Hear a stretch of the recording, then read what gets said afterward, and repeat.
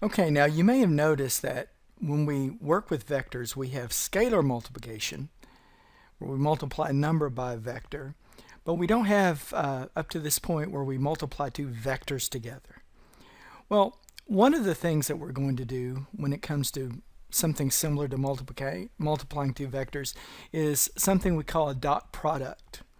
So when we talk about a dot product, let me show you what it is. It's very simple. Mechanically, it's very simple to perform. Notice we've got this vector u and a vector v. If we want to talk about the dot product written this way, u dot v. See, I've got the vector u with components u1, u2, vector v, v1, v2.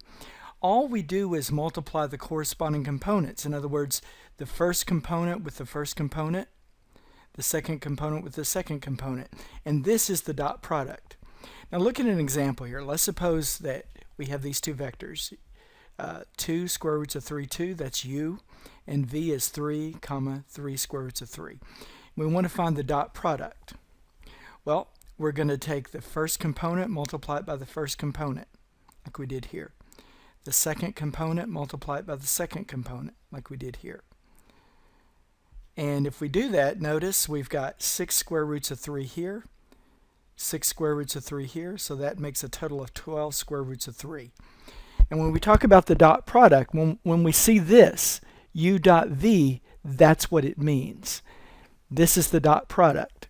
And notice when we do the dot product, we come out with a vector. When we take two vectors and find their dot products, we come out with a scalar, not a vector. We come out with a scalar.